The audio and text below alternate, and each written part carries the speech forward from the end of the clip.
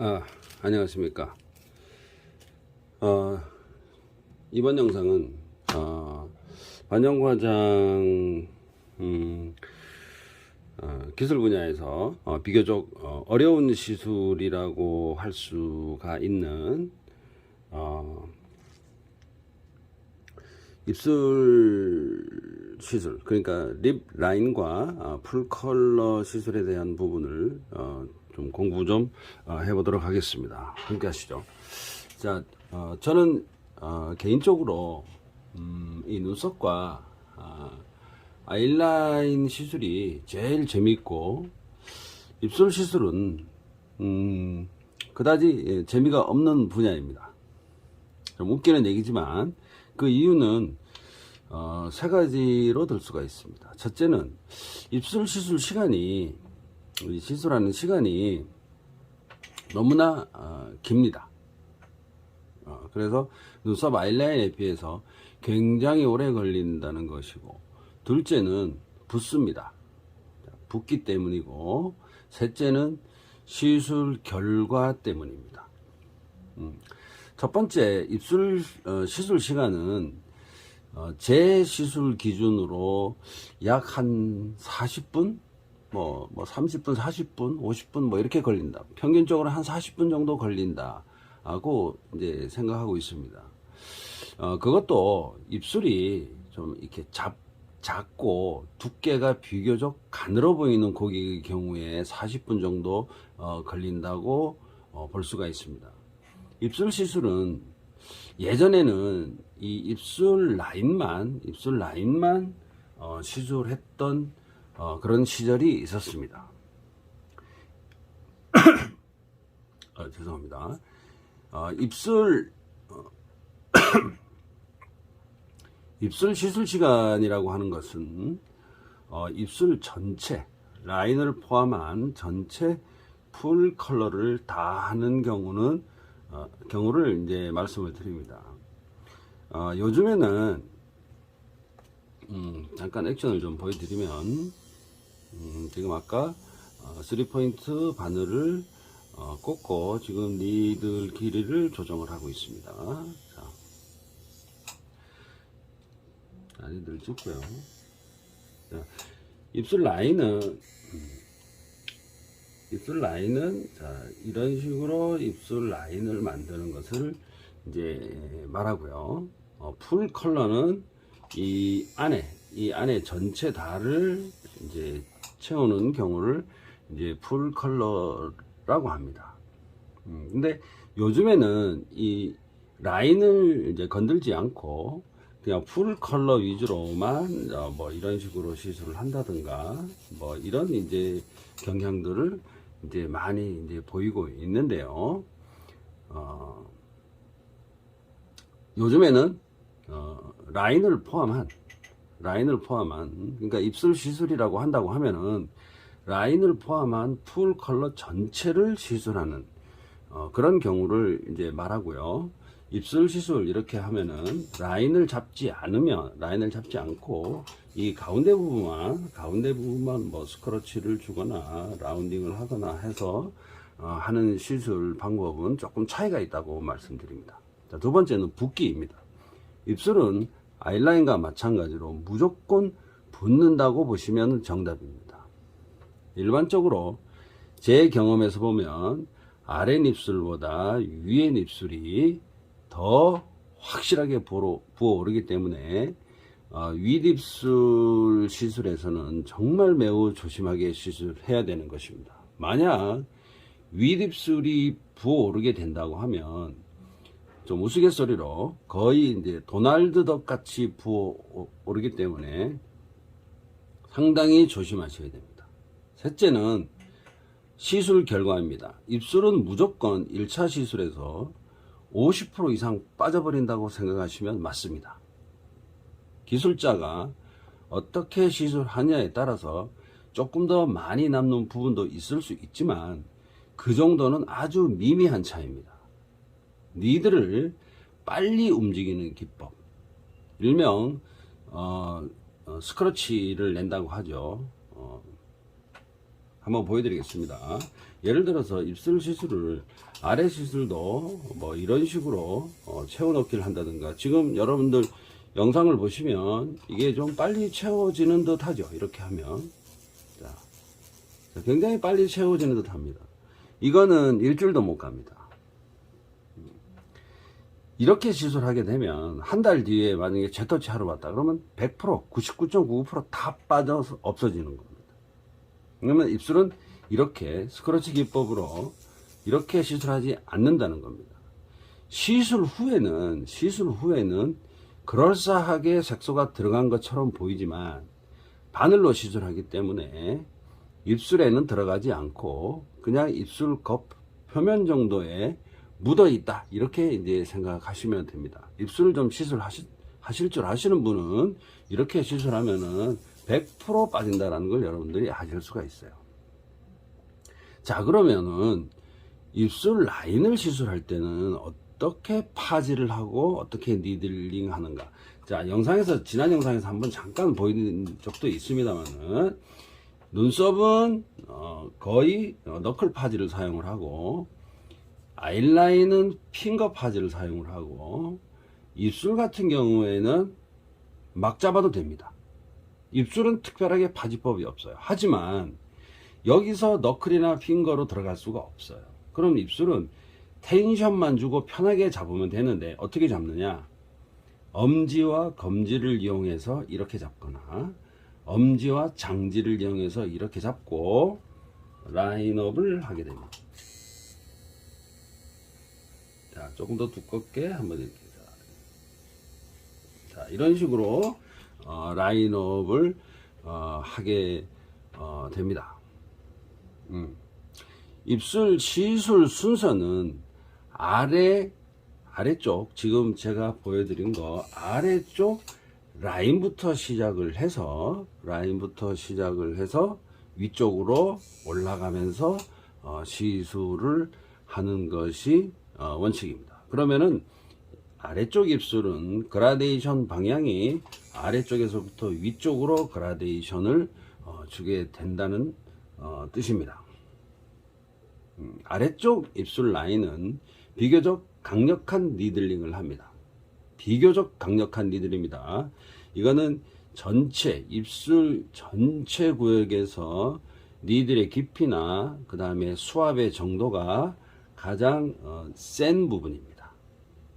자, 이 아랫입술 라인은 대부분의 경우는 느려서 시술하는 경우가 많기 때문에 비교적 강한 니들링을 하고, 위의 입술은 아랫입술보다 훨씬 약한 수압으로 니들링을 하여 라인을 잡거나 라인이 거의 없는 시술법이 좋고, 윗입술 시술은 풀 컬러를 하셔야 될 경우는 그라데이션 방향이 아랫입술은 아래서부터 위쪽으로 그라데이션을 주고, 위의 입술은 아래서부터 위쪽으로 그라데이션을 준다. 아래에서 위쪽으로 쉐이딩을 하는 게 좋다. 이렇게 말씀을 드립니다. 윗입술과 아랫입술의 비율은 윗입술이 1, 아랫입술이 1.5의 비율이 가장 좋다고 합니다. 이 부분을 제가 설명을 드릴 때는 안젤리나 졸리 입술을 많이 이야기하기도 합니다만은, 한국인들의 입술 비율은 1대 1.5의 비율을 가지신 분이 사실은 10%도 안 되는 것이 현실이기 때문에, 억지로 위의 입술을 줄여서 디자인할 경우에는 매우 조심하셔야 됩니다.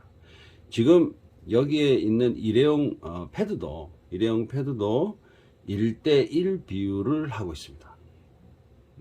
한국인들은 1대1이거나 위의 입술이 살짝 더 두꺼운 경우도 많기 때문에, 똑같은 비율을 가졌을 때 시술을 이렇게 빨간색으로 만약에 시술을 한다라고 하면 위의 입술이 훨씬 더 커 보이는 착시현상이 있기 때문에 아랫입술을 느려서 시술하는 것이 일반적입니다. 아랫입술은 조금 느리고 위의 입술은 조금 줄여서 시술하는 경우가 대부분입니다. 입술 시술에서 가장 어려운 부분이고 또 짝짝으로 만들어질 부분이 있는 부분이 바로 여기에 큐피트의 화살이라고 하는 부분, 이 부분입니다. 이 부분은 이 윗입술에 이렇게 홈이 파져 있죠. 이렇게 홈이 파져 있습니다. 이 부분은 사람마다 모양이 다 다릅니다. 뾰족하게 생기신 분, 여기가 각이 심하게 이렇게 진 분이 계시고, 또는 이제 부드럽게 이렇게 연결이 되신 분들이 계시기 때문에 이 부분의 모양은 사람마다 다 다릅니다. 그래서 이 부분, 자, 큐피트의 화살이라고 하는 부분에서 입술 구각 쪽으로 흐르는 선이 인커브냐 아웃커브냐를 따지게 되는 경우가 발생을 합니다. 이렇게 다양한 입술 모양을 가지신 분들이 많다는 뜻입니다. 이 부분을 입술 라인을 디자인할 때는 이렇게, 자, 이게 지금 검정색입니다만은 이 경도가 심의 경도가 낮은 펜슬을 이용을 해서 입술 디자인을 하게 됩니다. 우리 뭐 에버니 펜슬이나 아니면은 저 아이브로우 펜슬도 경도가 좀 낮은 걸 사용을 해서 입술 라인을 뭐 검정색이든 뭐 빨간색이든 상관이 없습니다. 하여튼 정확하게 고객이 원하는 입술 모양을 라인업을 하시고 시술을 하시는 것이 좋습니다.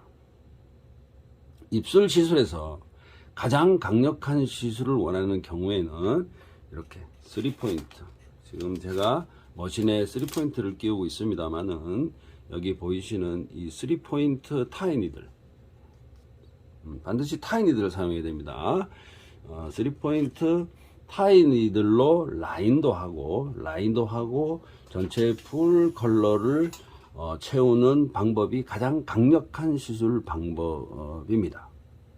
그러니까 올 3라운드로 되는 거죠. 그 다음 강력한 시술 방법은 라인은 3포인트로 하고 이 안에 컬러, 풀 컬러 자체를 5포인트, 바늘 5개짜리로 시술하는 방법입니다. 왜 5포인트로 하느냐? 입술 면적을 빨리 채우거나 쉐이딩을 빨리 만들기 위해서 플랫 니들이나 쉐이딩 니들을 사용하여 시술 시간을 단축하기도 합니다. 라인은 3포인트로 하고 입술 안에는 뭐 플랫 니들, 쉐이딩 니들, 5포인트 뭐 여러가지 니들을 사용할 수가 있습니다. 입술 시술에서 굉장히 열심히 시술했음에도 닦아보면 하나도 안 들어가 있는 경우를 보셨을 겁니다. 입술 시술 하시게 되면 틀림없이 이런 현상이 보입니다. 이때 아주 자세히 보셔야 하는 것이 있는데, 정말로 완전하게 1도 안 들어갔느냐, 아니면은 약간이나마 들어간 흔적이 있느냐가 굉장히 중요합니다. 만약 하나도 안 들어가 있는 경우라면 수압을 더 주어서 더 세게 눌러서 시술을 해야 한다는 뜻입니다. 세게 해야 된다는 뜻이죠. 아까 말씀드렸듯이 입술 컬러는 50% 이상이 빠지는 결과를 보인다고 말씀을 드렸는데요. 입술은 일반 피부처럼 뭐 진피, 표피, 피하지방 이런 식으로 되어 있지 않습니다. 또는 멜라닌 세포가 없어서 그냥 이제 모세혈관만 있기 때문에 입술이 굉장히 붉게 보이는 것이에요. 단순해 보이지만 시술적인 측면에서 보면 굉장히 복잡한 구조를 가지고 있다고 할 수가 있어서 좀 매우 이제 조심스럽게 시술해야 됩니다. 특히 이제 켈로이드 피부를 가지신 분들께서는 입술 시술을 좀 심각히 고려를 해 봐야 됩니다. 굉장히 민감하죠. 입술 시술의 범위는 사실 입을 좀 다물고 있었을 때, 자, 다물고 있었을 때 보이는 부분까지만 시술합니다. 자, 입을 다물고 있었을 때 보이는 부분까지만 시술합니다. 입술을 제껴서 안쪽에 저맥면까지 시술하는 경우가 있는데 그거는 잘못된 방법입니다. 자, 입술을 시술할 때 기계와 입술하고의 각도는 앞에도 설명을 했는지는 모르겠습니다만 버티컬 피어싱 메서드, 즉 기계를 어느 정도는 90도에 근접하도록 세워서 시술을 하는 것이 맞습니다. 자, 이 방법은 스크러치를 주는 방식이 아니고 찔러서 넣는 방식이 가장 효과적이기 때문에 버티컬 피어싱 메서드 방법을 사용을 한다, 이렇게 말씀을 드립니다. 아까 말씀드렸듯이 머신을 빨리 움직여서 스크러치를 주는 이러한 기법은 아이라인에만 사용하는 기법이지, 입술에서는 스크러치를 주게 되면 빨리 깊이 들어가지도 않고 빨리 빠지고 또는 입술이 찢어지는 현상도 보일 수가 있어서 이런 스크러치 기법은 잘 사용하지 않고, 사용을 했더라도 며칠 뒤에 보면은 다 빠져버리는 좋지 못한 결과를 얻을 수가 있습니다. 입술 시술에서 기술 결과가 가장 효과적인 경우가 있습니다. 이 경우는 나이가 좀 드신 여성분들입니다. 제가 여기서 왜 여성분들이라고 하냐면 여성분들만 입술 시술을 99.99%가 합니다. 일부에서 남자분이 입술 시술도 하기도 합니다만은 시술 고객 99.99%가 여성 고객입니다. 나이가 드신 분들의 경우에는 입술이 가늘어지고, 우리가 흔히 뭐 콜라겐이 빠진다 이렇게 말씀을 하죠. 그래서 입술이 굉장히 가늘어지고 얇아지기 때문에 입술을 늘려서 시술을 해야 합니다.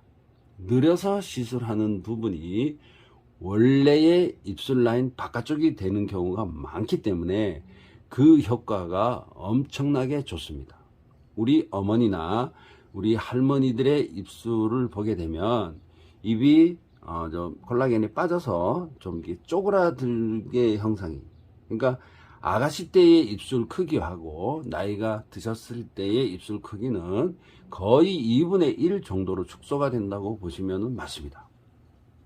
자, 그렇게 따지면 나이가 어리거나 입술이 두껍거나 윗입술이 더 크거나 하는 경우에는 시술 효과를 거두기가 그만큼 힘들다, 이렇게 제가 말씀을 드리고 있는 경우입니다.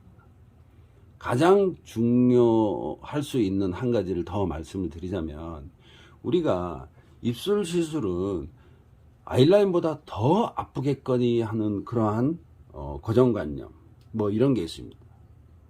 누가 입술 시술을 받았는데 아프다더라, 엄청 아프다더라 하는 그런 경우가 많습니다. 그래서 입술 시술을 하시는 분은 대부분 20대 30대 분들은 잘 안 계시고 연세가 조금 있으신 분들이 입술 시술을 좀 많이 한다고 이렇게 말씀을 드릴 수가 있습니다.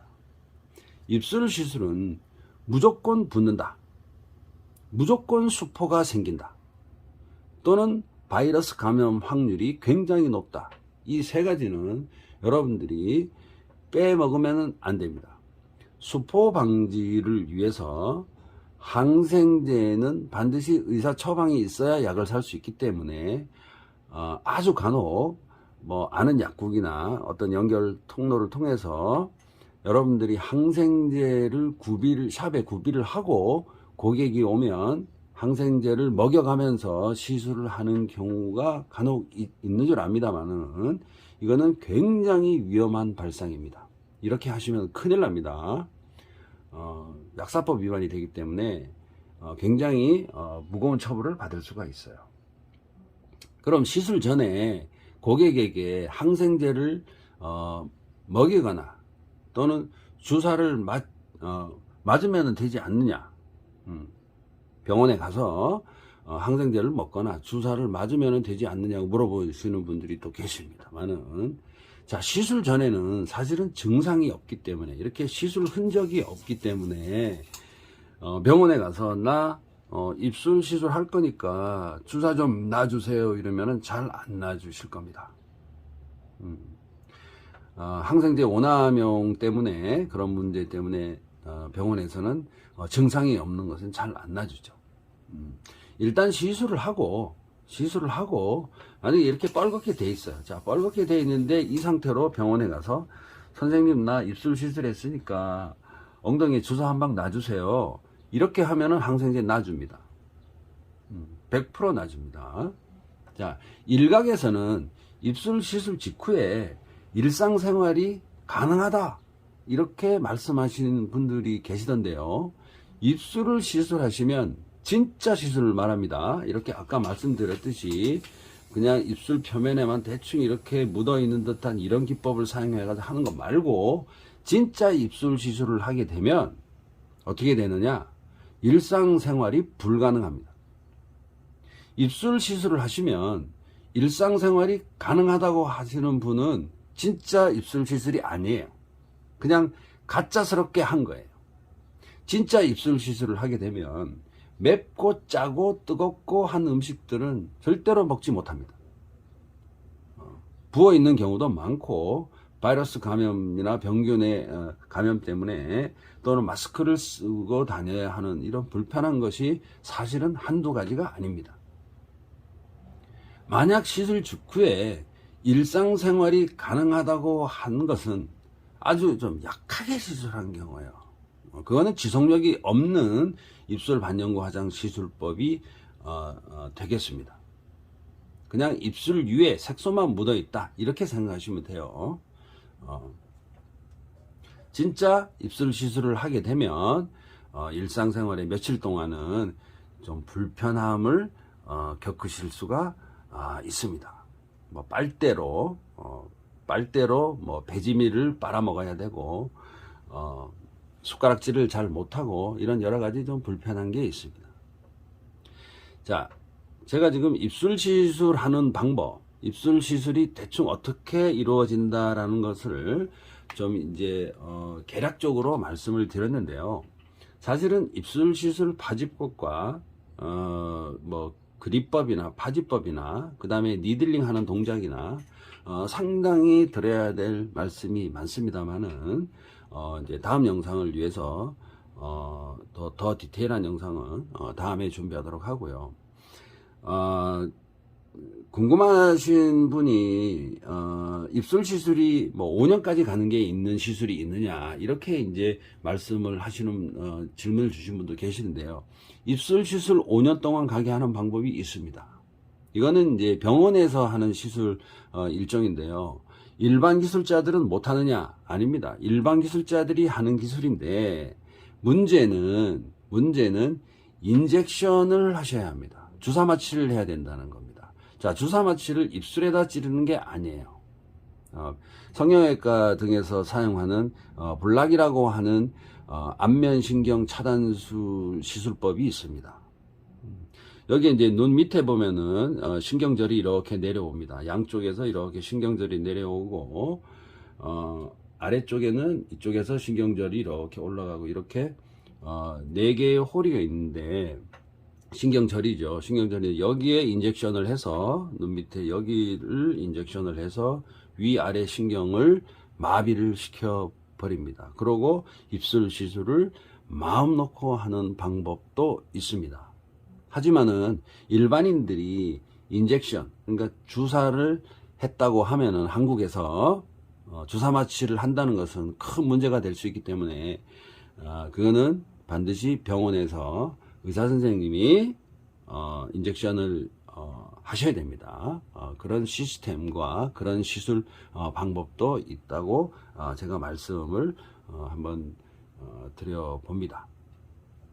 자, 제 영상이 도움이 좀 되셨으면 구독과 좋아요 꼭 좀 부탁드리겠습니다. 감사합니다.